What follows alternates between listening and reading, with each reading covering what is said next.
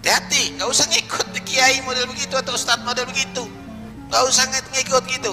Hormati ahlul bait sebagai bukti kamu cinta kepada Nabi. Di dalam tubuh kami mengalir darah suci Rasulullah. Hampir sekitar 2 dasawarsa, Habaib Ba'alawi menjadi tokoh agama Islam paling populer, paling dihormati, dan paling berpengaruh di kalangan Muslim tradisionalis di Indonesia, jauh meninggalkan tokoh-tokoh tradisional dari kalangan pribumi. Hanya saja, sejak 2 tahun terakhir kondisi tersebut berubah drastis, yang mana banyak dan semakin banyak masyarakat kehilangan respek dan kepercayaan terhadap para habaib. Tidak boleh ada Habib di mana? Tidak boleh ada Habib. Perang! Habib bisa kurang ajar. Sahab. Perang! Kembali! Tidak boleh! Selain tidak percaya habaib adalah keturunan Nabi, masyarakat mendapati fakta-fakta mencengangkan tentang jati diri, ajaran, dan sepak terjang habaib yang mengubah pandangan tentang eksistensi mereka. Satu Habib, walaupun Habibnya jahlun, maksudnya bodoh kata Iwan, itu ukurannya perbandingannya amat 70 kiai yang alim. Meski sebagian majelis keagamaan habaib masih ramai oleh kaum pribumi, tetapi semakin banyak masyarakat tidak lagi respek dan mengeluh-elukan mereka seperti sebelumnya. Bahkan semakin banyak masyarakat yang tak segan mencemooh dengan penilaian minor yang pada masa sebelumnya nyaris tidak pernah ada yang berani melakukannya. Woi, Ba'alawi Jahannam. Lantas pelurungkan, lo liatin aja. Fenomena runtuhnya marwah habaib Ba'alawi yang sedemikian dramatis menarik ditelusuri berdasarkan rekam jejak mereka dalam rentang sejarah Indonesia modern. Dari sana dapat dipahami penyebab komunitas yang sebelumnya begitu dihormati kini kehilangan kepercayaan masyarakat dengan begitu cepat dan masif. Bagi saya bukan gitu. Karena dari filologi jelas ya, kemudian dari historik jelas, juga DNA yang terakhir itu. Jadi saya tidak percaya. Polemik nasab habaib Ba'alawi saat ini seakan mengulang polemik serupa di akhir era kolonial. Besarnya sentimen Muslim pribumi terhadap Belanda sejak Perang Diponegoro membuat rejim kolonial makin giat mendatangkan tenaga kerja dari luar negeri untuk membantu mengelola negeri jajahan. Antipati warga pribumi membuat etnis pendatang, Cina, India, Arab, termasuk habaib yang saat itu dikenal sebagai kaum Arab Hadrami menjadi tumpuan pemerintah kolonial dalam mengelola wilayah jajahan. Seperti etnis pendatang lain, kaum habaib diberi hak istimewa sebagai warga negara kelas 2 di bawah etnis Eropa. Tokoh-tokoh habaib mendapatkan jabatan penting seperti kapiten, mufti, hingga penguasa wilayah bergelar sultan, sementara kaum pribumi tertindas di kasta sosial terendah, warga negara kelas 3. Belum. Habib Utsman sendiri, mufti awalan wa akhiran, mufti pertama dan mufti terakhir di Indonesia. Selain Syed Utsman tidak mampu untuk pegang jabatan mufti.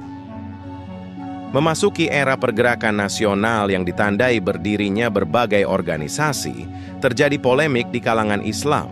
Bermula dari polemik di kalangan etnis Arab yang terdiri dari Arab Hadrami dan non-Hadrami. Mirip dengan yang terjadi saat ini, kaum habaib Hadrami yang mengklaim sebagai keturunan Nabi menuntut diperlakukan istimewa, dimuliakan, tetapi ditentang kalangan Islam dan Arab non-Hadrami sehingga menimbulkan kegaduhan. Penolakan kaum non-Hadrami menyebabkan organisasi etnis Arab terpecah menjadi 2, yaitu Jamaah Khair bagi kaum habaib Hadrami dan Al-Irsyad bagi Arab non-Hadrami. Kaum habaib sempat menuntut pemerintah kolonial memberi pengakuan resmi sebagai warga bernasab mulia, Sadah Asyiraf. Tetapi ditolak. Selain menyatakan tidak berwenang memberikan legalitas, Tampaknya penolakan pemerintah kolonial tidak lepas dari penolakan komunitas Muslim yang meyakini tidak ada kasta dalam agama Islam.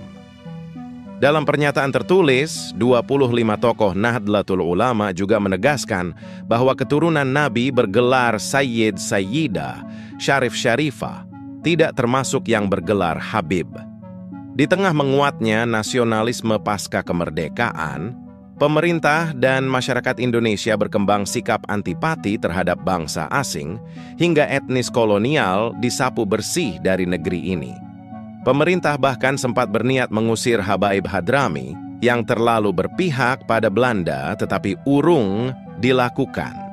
Atas pertimbangan agama, tokoh-tokoh pesantren Buntet Cirebon yang dimintai pertimbangan memilih membiarkan kaum Hadrami hidup di Indonesia.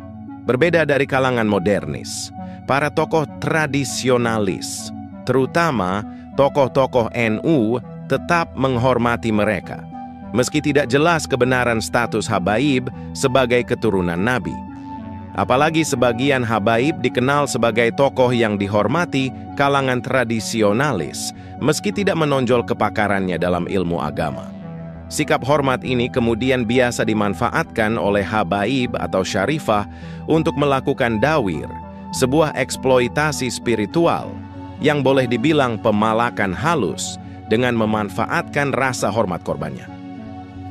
Sakir, Kir, Habib Qasim Maulid sapi.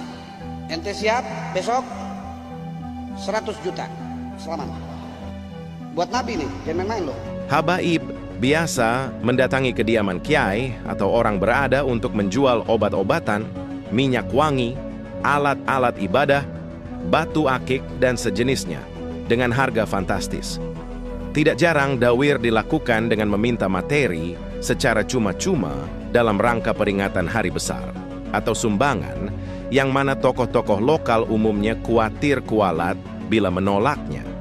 Sementara itu, masyarakat awam pada umumnya kurang mengenal Habaib sebagai ahli agama. Masyarakat umum lebih mengenal Habib sebagai tukang minyak atau tukang obat, karena biasa berdagang minyak, obat, tasbih, dan berbagai perangkat ritual keagamaan.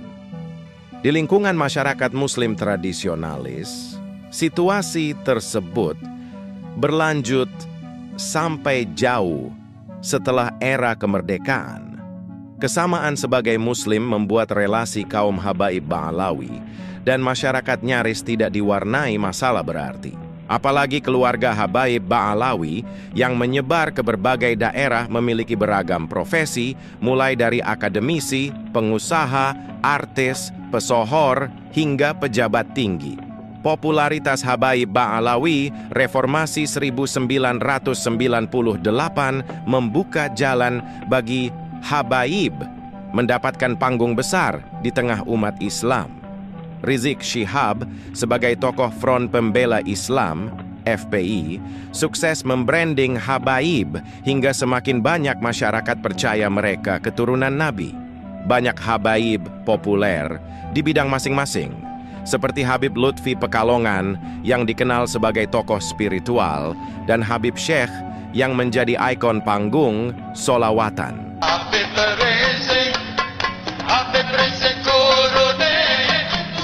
Di berbagai daerah bermunculan banyak Habib yang menjadi tokoh di berbagai kelompok pengajian atau grup solawatan.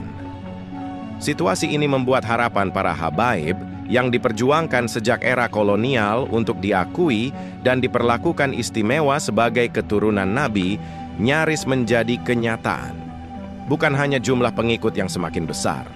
Para Habaib berhasil membangun kelompok masyarakat pencinta atau disebut muhibbin berserta laskar loyalis yang militan.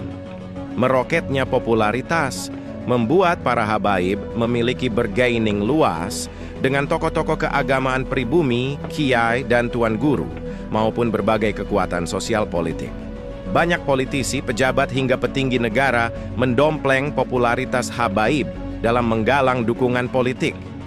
Di pihak lain, para tokoh agama lokal, khususnya kiai dan tuan guru, semakin inferior di hadapan para habaib. Mereka tergeser menjadi tokoh agama kelas 2 di belakang habaib, bahkan tidak sedikit yang sukarela menjadi pengikut dan pengawal setia habaib hingga saat ini. Tingginya penghargaan masyarakat membuat para habaib leluasa menyuarakan apa saja, bahkan bebas memutarbalikkan fakta tanpa kritik berarti. Belakangan, para habaib bahkan berani membangun narasi bahwa berdirinya republik ini terjadi atas jasa mereka. Berdirinya NU itu atas restu 5 habaib. Mereka juga mengklaim Wali Songo, penyebar Islam di Nusantara, berasal dari klan mereka, Ba'alawi. Begitu juga Wali Songo yang lainnya, seperti Sunan Gresik, Sunan Ampel, dan putranya ada Sunan Bonang, Sunan Derajat. Mereka semua bermarga Asmatkan. Nah, marga Asmatkan ini berasal dari klan Ba'alawi. Klaim ini mendorong sebagian kiai pribumi yang merasa sebagai keturunan Wali Songo menuntut diakui sebagai keturunan Sada, nabi dari Rabitah Alawiyah, tetapi ditolak mentah-mentah. Kalangan habaib menyatakan bahwa keturunan Wali Songo sudah tidak ada, nasabnya terputus. Bahwasanya Azamat Khan putus sampai di Wali Songo berdasarkan surat edaran Robito dan Nagoba. Rizik Syihab bahkan mencibir para kiai tersebut dengan menyatakan bahwa tidak sembarang orang berhak mengaku sebagai keturunan Nabi dan menuntut tes DNA bagi siapapun yang mengklaim sebagai keturunan Nabi, meski belakangan tes DNA diharamkan Hanif Alatas, menantunya sendiri. Bagaimana DNA, yaitu yang dimiliki oleh Nabi tersebut, bisa dicocokkan oleh seluruh pongkol-pongkol Quraisy yang ada di dunia ini, ya ikhwan. Bahkan itu juga bisa menjadi bukti bahwa setiap keturunan Nabi yang hidup pada hari ini pasti ada, yaitu unsur kesamaan DNA dengan DNA Nabi. Membuktikannya lewat rambut yang ditinggalkan oleh Nabi, saudara. Patokan kepada basmah wirathiyah tes DNA untuk menafikan nasab, nggak boleh. Haram secara syariat. Puncak arogansi kokohnya posisi sosial keagamaan dan politik membuat sebagian habaib seakan bisa berbuat sekehendak hati. Keruhnya situasi politik akibat kuatnya politik identitas yang diusung pendukung Prabowo yang dilanjutkan Anies Baswedan membuat Rizik bebas bernarasi apapun, meski banyak di antaranya keluar jauh dari nilai-nilai moral dan ajaran agama. Presiden goblok, udah menteri agamanya saudara sesat, kurang ajar, korinya dajjal, istananya menjadi istana iblis. Lalu saya ajak turun ke pung istana, siap tidak? Siap tidak? Takbir. Kuatnya militansi kelompok pembela habaib sukses menciptakan ketakutan bagi masyarakat yang tidak sepaham dengan perilaku habaib. Para pembela habaib tidak segan bertindak melangkahi norma hukum maupun moral. Banyak orang menjadi korban persekusi dan kekerasan tanpa mampu melawan, karena para pendukung habaib tak segan melakukan persekusi, pengancaman dan kekerasan, bahkan saat tampil live di televisi nasional, tanpa konsekuensi apapun. Anda diam, ganti-gantian. Anda diam kalau saya ngomong. Situasi ini membuat Rizik Syihab leluasa bicara apa saja. Di mimbar dan panggung-panggung politik keagamaan, Rizik begitu bebas mengumbar provokasi, menebar fitnah, ujaran kebencian hingga melaknat orang-orang yang tidak sepaham.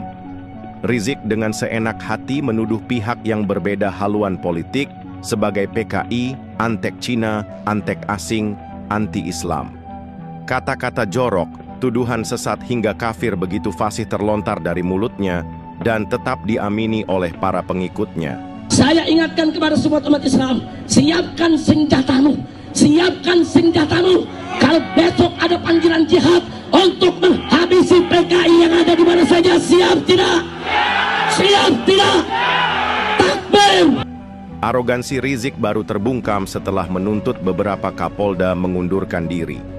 Selain harus berhadapan dengan tuntutan hukum atas berbagai narasi dan pelanggaran hukum yang dia lakukan, pada saat yang sama aib pribadi Rizik Syihab terbongkar di depan publik. tersebarnya chat mesum disertai foto-foto tak senonoh janda cantik, Firza Hussein benar-benar menampar muka Rizik yang pada saat yang sama tengah diglorifikasi sebagai imam besar. Polisi telah menetapkan Firza Hussein dan Rizik Syihab sebagai tersangka kasus percakapan berkonten pornografi. Firza telah 2 kali diperiksa di Polda Metro Jaya, namun Rizik Syihab tidak pernah memenuhi panggilan polisi dan melarikan diri ke Arab Saudi. Marwah Rizik seketika runtuh dan menjadi bahan buli dan tertawaan di media sosial. Meski Rizik berusaha menyangkal, tetapi berbagai fakta yang dikuak netizen di dunia maya membuat penyangkalannya sulit percaya. Dia kaget kan, loh Firza berarti bohong, Firza tidak hapus chat. Oh tidak, saya hapus tip, saya tidak mau sakit sendiri, kayak gitu. Jeratan hukum yang dihadapi Rizik sebenarnya tidak seberapa berat konsekuensi hukumnya. Apalagi ini bukan pertama kalinya dia berurusan dengan hukum. Masalahnya, terbongkarnya chat asusila tersebut membuat kasus hukumnya semakin rumit. Karena sudah pasti kasus asusila tersebut akan turut dikupas tuntas sebagai bagian dari proses hukum yang dia hadapi. Rizik benar-benar tidak mempunyai pilihan selain menghindari proses hukum dan kabur ke Tanah Suci. Kepergiannya membuat negeri ini beberapa saat relatif sepi dari narasi-narasi negatif. Apalagi di Saudi Arabia, Rizik sempat berhadapan dengan ancaman hukum karena urusan bendera terlarang dan izin tinggal sebelum kemudian diselamatkan oleh rejim yang selama ini dia tentang. Setelah tersingkirnya Rizik dari arena sosial politik, tanpa diduga muncul Bahar bin Sumaith yang tidak kalah kontroversial. Berbeda dari Rizik yang muncul sebagai tokoh gerakan anti maksiat, Bahar justru populer akibat kasus kekerasan terhadap anak. Bahkan aksi tersebut dipamerkan hingga viral di media sosial. Bahar menghadapi kasus hukum yang mengantarkannya ke penjara sambil menebar narasi yang seolah menempatkan dirinya sebagai korban pemerintah. Berbeda dari Bahar, Rizik masih menyamarkan gerakan agar masyarakat membela dirinya dengan istilah bela ulama dan tidak secara eksplisit memproklamirkan diri sebagai keturunan Nabi. Sebaliknya, Bahar justru secara congkak meneriakkan, "Di dalam tubuh kami mengalir darah Rasulullah." Di dalam tubuh kami mengalir darah suci Rasulullah. Sikap pongah juga dipamerkan di pengadilan dan menuntut diperlakukan istimewa sebagai keturunan Nabi. Coba sebutkan asyhadu anna Muhammad Rasulullah. Muhammad jaddad atau jaddi, Muhammad kakekmu atau kakekku. Kalau engkau mengakui Muhammad kakekku, kenapa engkau bisa berani menjadi saksi? Sekalipun Bahar tidak mampu menghindari jerat hukum, tetapi kasus itu justru membuatnya semakin populer di kalangan kelompok politik anti pemerintah. Dengan nada kasar, ceramah-ceramah Bahar mempertontonkan kepongahan, caci maki dan hinaan terhadap orang-orang yang tidak sepaham. Bahar bahkan tidak segan menghujat, menghina dan merendahkan kiai-kiai yang dihormati oleh kalangan muslim tradisionalis. Meski banyak masyarakat yang mulai muak dengan narasi dalam ceramahnya yang kasar dan asal bunyi, nyaris tidak ada pihak yang mengoreksi. Sebenarnya ada satu Habib sepuh yang menasihatinya secara terbuka dan mengingatkan konsekuensinya, tapi di luar itu banyak habaib, termasuk Ketua RA yang menarasikan sikap anti pemerintah dan menyerang pihak-pihak yang dinilai mendukung pemerintah. Begitulah ulama-ulama yang sogokan tuh, anjing. Dikasih sedikit ngelompat dia, wah dia merasa hebat. Kasih sedikit melihat, wah sudah. Anjing piaraan tuh. Masih adanya anggapan bahwa habaib sebagai keturunan Nabi membuat tidak banyak masyarakat yang berani memberikan respons terbuka. Dan kalaupun ada, suara mereka relatif tidak bergema. Tidak berselang lama dari narasi-narasi yang kelewat tidak beradab Bahar bin Sumaith. Secara mengejutkan, Kiai Imaduddin Usman mempublikasikan hasil kajiannya yang menyatakan bahwa Habaib Ba'alawi terbukti bukan keturunan Nabi. Kalau saya kesimpulannya itu sudah hakul yakin 100% bahwa para habaib yang ada di Indonesia ini bukan keturunan baginda Nabi besar Muhammad sallallahu alaihi wasallam. Rangkaian sanad nasab habaib hanyalah hasil rekayasa Ali Asy-Syakran yang ditulis pada abad 9 atau 10 Hijriah dan tidak ditunjang bukti dari kitab dan manuskrip yang berverifikasi. Pada mulanya tesis tersebut dipandang remeh oleh para habaib dan pimpinan NU. Ini bukan ilmiah, ini jangkrik ini. Ya, ini kecil ini, bukan raksasa ini. Paham ya? Nah, nggak usah diladenin itu. Rupanya, tesis yang awalnya terlihat baru sebuah konsep prototipe tersebut mendapat dukungan luas, khususnya kalangan grassroots Nahdlatul Ulama. Tesis Kiai Imaduddin semakin mapan dan kokoh setelah mendapat dukungan data yang komprehensif dari berbagai sumber serta hasil kajian berbagai pihak. Klaim Habaib Ba'alawi sebagai keturunan Nabi sama sekali tidak dapat dipercaya setelah beberapa pihak melakukan kajian dengan beragam perspektif. Tinjauan sejarah dan filologi oleh Menachem Ali, ditambah data-data hasil tes DNA, serta berbagai informasi tentang eksistensi Ba'alawi, semakin memastikan bahwa Habaib Ba'alawi benar-benar bukan keturunan Nabi. Para habaib benar-benar terbungkam ketika dihadapkan pada data ilmiah. Ada yang bilang, Habib, tapi ini penelitian ilmiah. Iya. Ilmiah dari mana? Lu belajar di kandang kebo. Sampai saat ini, tidak ada yang mampu membantah hasil kajian ilmiah Kiai Imaduddin dan para peneliti lain dengan data-data ilmiah yang dapat dipertanggungjawabkan. Hanif Alatas dan Rumail Abbas hanya mampu membangun framing tentang keabsahan nasab habaib tanpa bukti yang terverifikasi dan berupaya membangun narasi yang mendelegitimasi pihak-pihak yang menyuarakan kepalsuan nasab habaib. Kajian Kiai Imaduddin menjadi tamparan keras, bukan saja bagi para habaib yang selama ini menyombongkan nasab, melainkan berdampak luas pada eksistensi seluruh klan Ba'alawi. Di pihak lain, kajian Imaduddin menjadi dasar keyakinan, menyuntikkan kepercayaan diri dan keberanian masyarakat untuk secara tegas menyatakan bahwa habaib bukan keturunan Nabi. Misalkan yang Rabithah Alawiyah ini tes versi DNA-nya dengan Bani Hashimi, Bani Quraisy yang ada di sana, yang keturunan-keturunan yang di Arab itu udah jauh banget gitu. Udah gak bisa ditemukan atau sangat sedikit persentasenya untuk mendekati itu gitu. Begitu komprehensifnya bukti-bukti ilmiah membuat masyarakat sulit percaya habaib keturunan Nabi. Pilar terakhir klaim kebenaran nasab habaib hanyalah dukungan elit sosial keagamaan dan politik seperti pimpinan NU, tokoh pesantren, dan militansi para pengikut yang bersedia mengakui keabsahan nasab habaib meski tanpa bukti yang terverifikasi. Untuk mempercayai kalau dia cucunya Nabi Muhammad, cukup persaksian masyarakat. Paham ya? Terbongkarnya jati diri kajian Kiai Imaduddin membuka fakta-fakta baru yang mencengangkan tentang habaib. Persepsi masyarakat berubah total setelah kebanjiran informasi, berupa catatan sejarah, rekaman video ceramah, dan berbagai temuan di lapangan yang mengungkap jati diri habaib di masa lalu maupun masa kini. Catatan sejarah tentang Utsman bin Yahya dan Hamid Al-Ghadri memunculkan persepsi bahwa para habaib tak lebih dari kaki tangan kolonial dalam menindas bangsa ini. Narasi anti-PKI yang sering digaungkan Rizik jadi terdengar sebagai teriakan maling teriak maling, karena sejarah mencatat sebagian tokoh PKI berasal dari kalangan habaib. Apalagi rejim komunis Yaman Selatan, kampung halaman habaib, juga dipimpin tokoh Ba'alawi.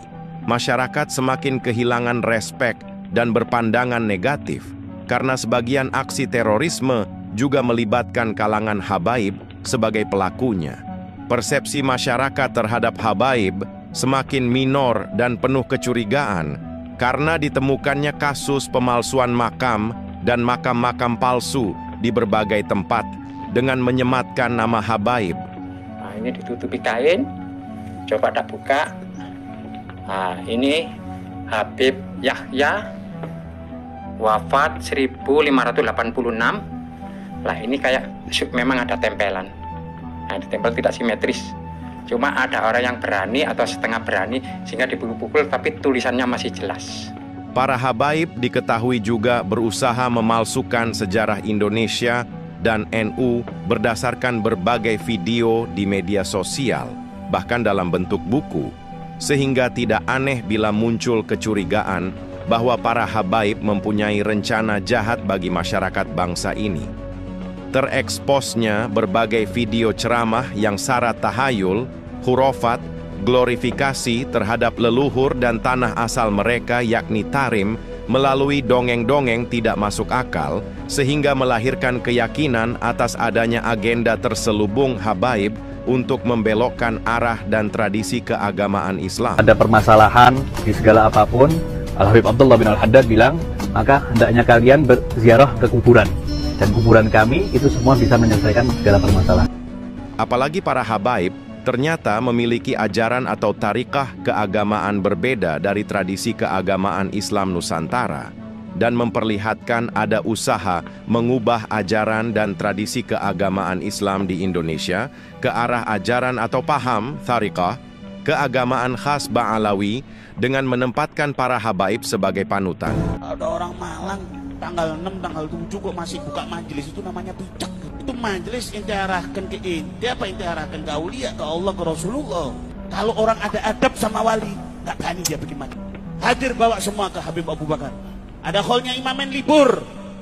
Di luar mimbar-mimbar keagamaan, masyarakat juga menemukan sikap dan perilaku kaum Ba'alawi yang bermain politik, yang cenderung provokatif, yang bahkan dilakukan di media massa nasional.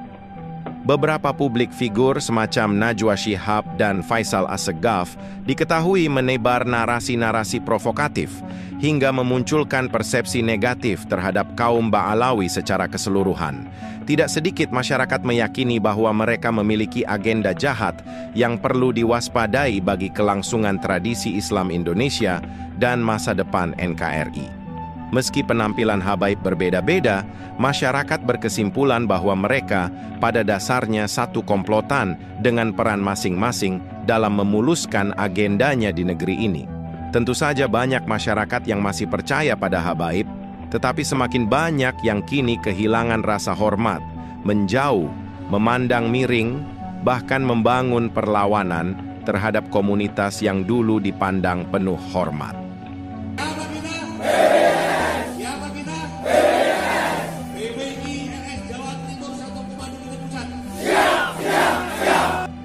Berdiri komunitas perjuangan Wali Songo, PWI, dengan Laskar Sabilillah di berbagai daerah merongrong pengaruh dan wibawa habaib. Mengulik nasab dan membongkar citra buruk habaib Ba'alawi, bahkan dipandang sebagai perjuangan menjaga kemuliaan Nabi dan meluruskan ajaran Islam. Runtuhnya marwah habaib yang begitu dramatis merupakan konsekuensi yang harus dibayar akibat keterlibatan mereka dalam aksi dukung-mendukung politik praktis hingga lupa diri dan melampaui batasan etika. Wahai Anies Baswedan, wahai Muhaimin Iskandar, saya Bahri bin Smith, saya tetap akan keliling Indonesia. Untuk apa? Untuk memenangkan kalian berdua. Doktrin atau tarikah habaib yang konon mengajarkan bahwa habaib pasti ahli surga dan pemberi syafaat meski pelaku dosa, sepertinya membenarkan mereka melampaui batasan moral bahkan ajaran agama. Walaupun kamu merasa hina, kamu merasa gak ridho, kamu gak rela, itulah kami keluarga Nabi SAW bisa memberikan syafaat karena kami adalah keluarga Rasulullah SAW. Padahal rendahnya moral itulah yang membuat manusia kehilangan marwahnya. Kepongahan yang membabi buta telah memancing perlawanan tak terduga dan mematikan. Masalah polemik nasab ternyata telah selesai, yaitu dengan bahwa berdasarkan sejarah nasab, berdasarkan tes DNA, berdasarkan ilmu filologi, bahwa kaum Ba'alawi saudara kita tidak terbukti sebagai keturunan Nabi SAW. Tanpa perlu kekerasan, marwah habaib runtuh setelah berbagai kajian ilmiah menguliti habis-habisan jati diri mereka, hingga semua kepalsuan dan kebusukan yang terkuak membuat masyarakat sampai pada kesimpulan bahwa habaib bukan zuriyah Nabi, bukan orang suci, bukan pula pahlawan dan tidak harus dimuliakan. Rasa percaya dan rasa hormat terhadap mereka telah runtuh dan hampir mustahil dipulihkan